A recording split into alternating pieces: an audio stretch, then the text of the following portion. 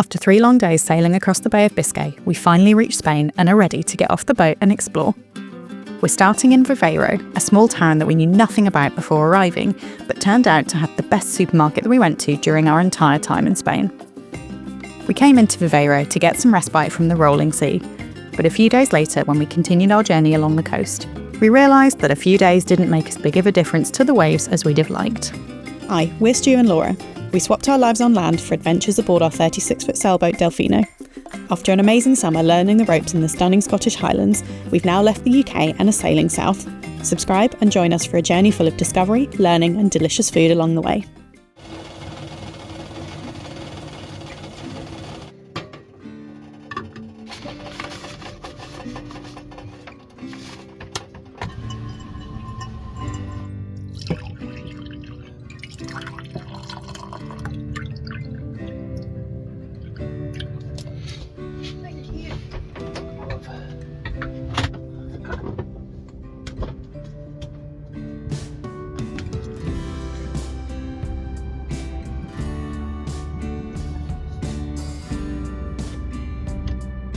Awesome.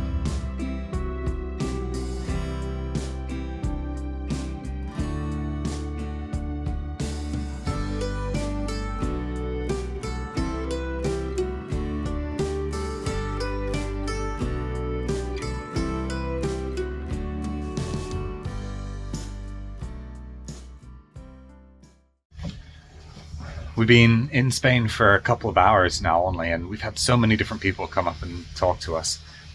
I think in part it's because there's quite a lot of international boats here. There's a Finnish boat, a Belgian boat. The guy next to us is French, and he's sailed all the way from Madeira on his own. So there's a lot more of a sort of, I don't know how to put it, collegiate or like community environment here in the marina. And the marina people are also super friendly, telling us about which bar to go to and what walks to do. And yeah, so far my first impressions of Spain, this part of Spain, very positive. I think we're gonna have an awesome time here. But now, It's cerveza time! let's go have a cerveza.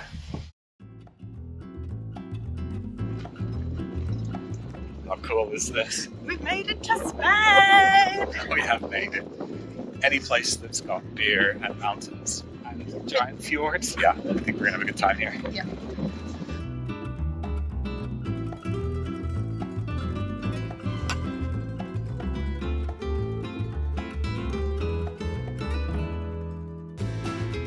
We're in a new country, which means we get to do one of my favourite things when first arriving in a new country and go check out the supermarket. We have very little food on board after the crossing, so we need to go stock up, and Stu is going to probably have to talk me out of buying an entire leg of ham.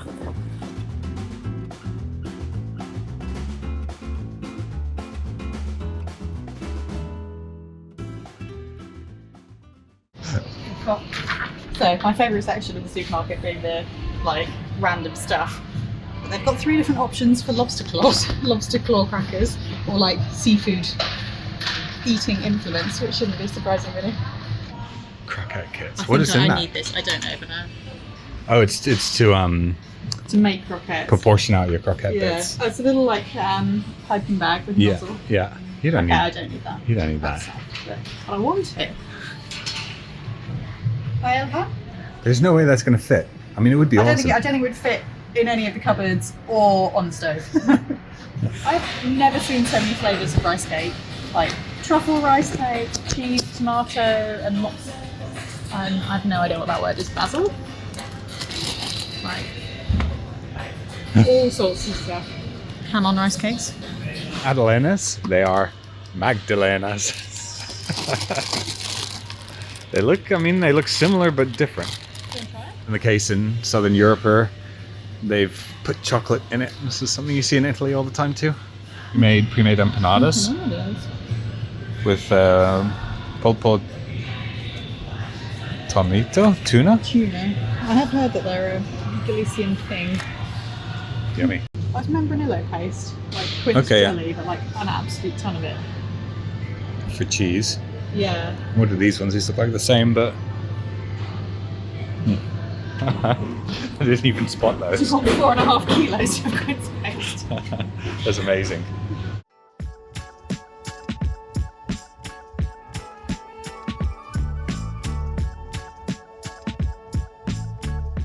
Oh wow, there are a lot of different tinned seafoods.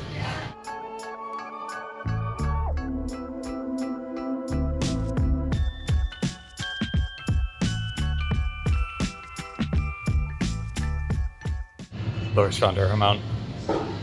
Sure, I can't look. We don't need that much hamon.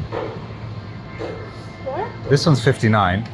So this one here comes with like a knife set. It's a whole fridge thing dedicated just to like whole chorizos. There's a section over there that's sliced chorizos, and this is all whole chorizos.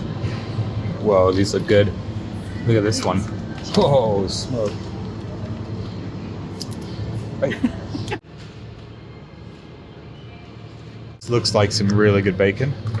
Slightly cured, quite heavily cured. Pork selection with like a soft chorizo, pancetta, and blood sausage of some kind. Yeah. Yeah, what is it? Local white wine. Albarino? Yep, Albarino. Nice. Made in not the rears that we're in at the moment, but the rears that are a bit further south that we'll get to soon. Look at the size of these red peppers. A hand for scale. The little gloves for you to use. Pick up your treat.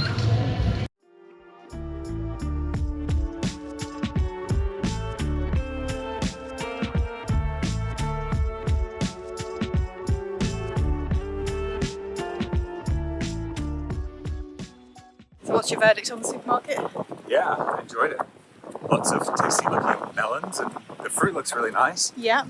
Lots of interesting cheese that we don't know much about. Yep, it turns out I know nothing about Spanish cheese. So I got to do some research. I was expecting there to be a cheese that was called manchego, and that's what we would buy, but there was none. So I barely managed to talk you out of buying a hamon. yeah. I think, okay, at some point we should find a small and nice hamon to buy. It would have to be from a tiny pig to be. It would be. The So- problem is you're supposed to slice it. And Yeah.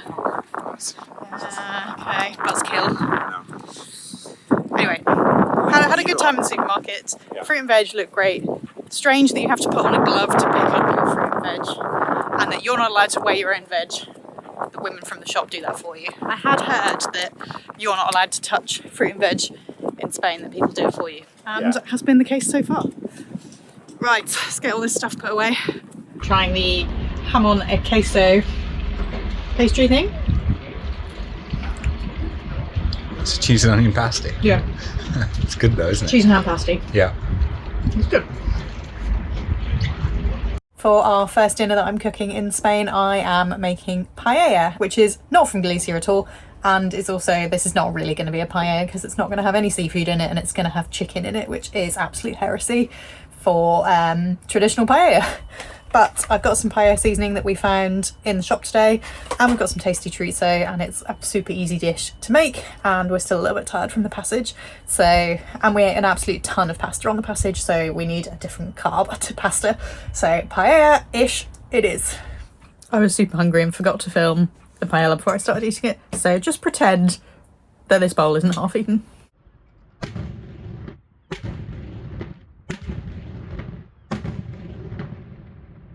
Because we hadn't planned to come into Viveiro, we had no idea what to expect, but we really enjoyed our time there. We checked out what we thought was a restaurant, but turned out to be a club in a car park, and it was actually really fun. Happy? Yeah. Then we headed back into the old town and found out that the fireworks earlier in the day were announcing the start of a medieval festival, which had stalls selling food, drinks, and a fair bit of tat.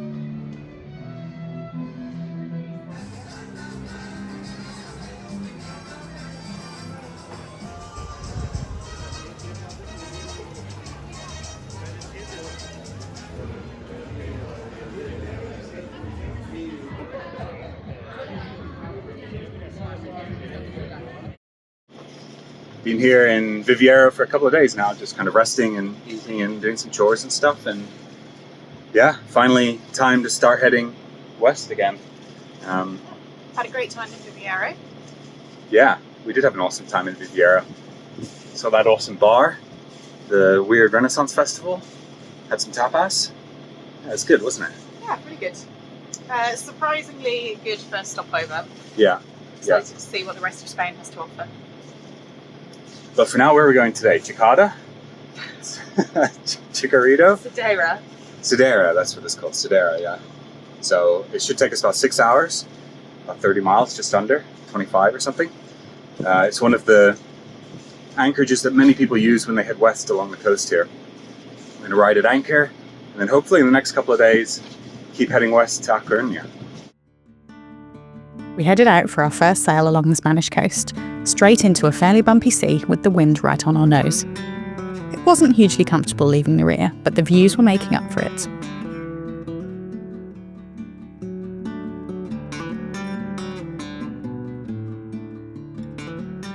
Laura and I had a couple of beers yesterday and I'm feeling pretty low energy. I don't know how you feeling, Laura?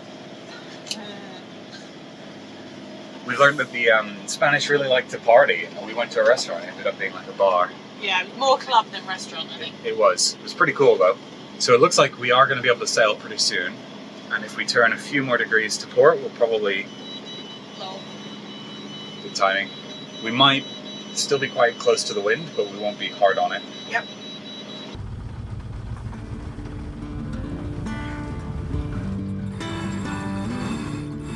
I'm helping.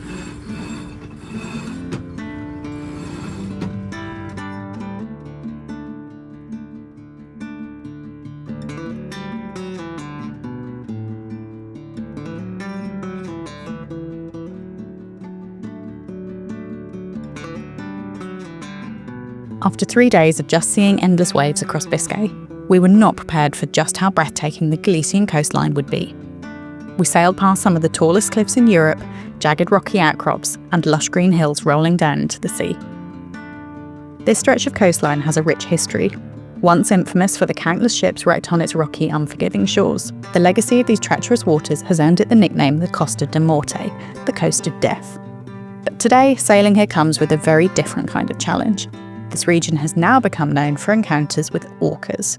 So, we may have seen some orca fins, which is pretty terrifying because they've been attacking the rudders of boats and in some cases sinking them. Yeah, pretty freaky. I saw like a small fin sticking out of the water, just gliding maybe 10 meters away, and then it just disappeared as the boat got closer. And I think now Laura's seen one too. Yeah, I've just seen a thin fin about this tall, again about 10 metres out of the wall, 10 metres away from the boat. Just looked like something going like that. I didn't see a tail or anything, and I'm not 100% sure that I did see it, but that's not something that you want to be even potentially seeing in this area. Oh man, we'll be okay. Yeah. The boat will not if there's like an interaction with the orcas. Well, fingers crossed. As well as worrying about the orcas, we were also sailing around Cape Ortegal, the point where the Bay of Biscay and the Atlantic Ocean meet. Neither body of water is known for having calm seas, and the two combining was pretty uncomfortable. This coastline has been incredibly rolly. I think it just gets slammed by all of the waves coming from Biscay. There's a section of the coast up there that's called the Coast of Death, and I can see why. I mean, it's pretty uncomfortable. It's been a big downside so far. I'm hoping that we get some more calm conditions over the next month or so. The other thing about this coastline, to be honest, is it really reminds me of Scotland. You have these huge cliffs kind of ending directly in the sea. Large reefs that go deep, protected bays. Yeah, pretty good. Just a shame about this huge swell. The wind also dropped, forcing us to roll in our Genoa and turn the motor on. And without much wind in our sails, we started to feel the roll of the waves even more.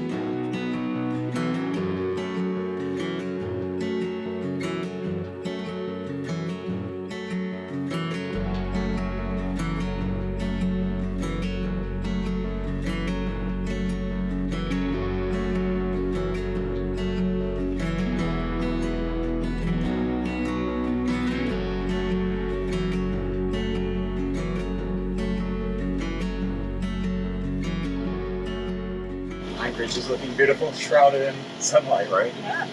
After this very boring and rolling passage. So it's been very boring. The scenery has been stunning. The scenery has been really, it kind of reminds me of Scotland, right? It does. I'd say it's the best scenery we've seen since Scotland. I think so too. It's just a shame that we've got this massive swell and no wind. After several hours of being rolled around, we were relieved to finally be making our way into Cedeira.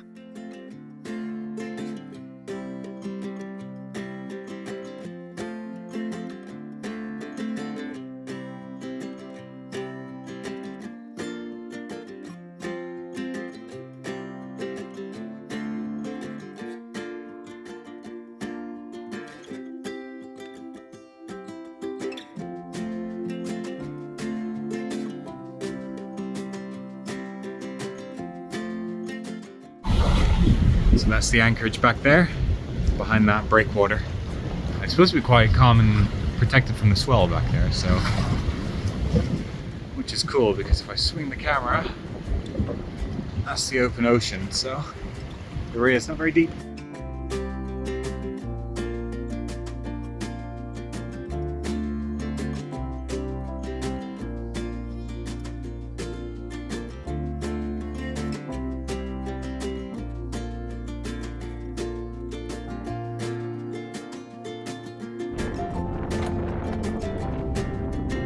Okay, anchor's ready when you are.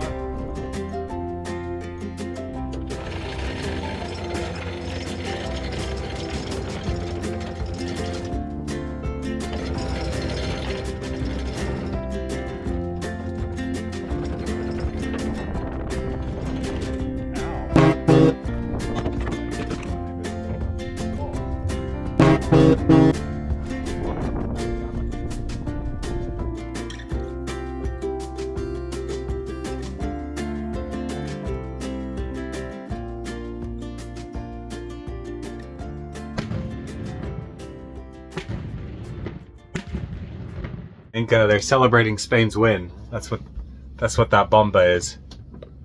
It's a bit of drama, dropping the anchor, but we're now settled here in Cedeira. And man, sometimes sailing is hard work and it's tiring. I think we're both like a little bit exhausted after the Bay of Biscay. But when you come into a little anchorage like this, and it's so beautiful, there's so many trees, and the little church perched on the hill, it's pretty calm. The Spanish are all celebrating their win against Germany today in the Euros, and you know, it's great, really. It's hard to be upset when you're in a place that's as beautiful as this. I think that's just the way this coast is. There's amazing little anchorages and great little towns and good food, but the sea is super swelly and you just got to deal with it, you know? We spent another 2 days in Cedeira, catching up on some laptop work and enjoying the anchorage. It did turn out to be pretty peaceful once the football was over.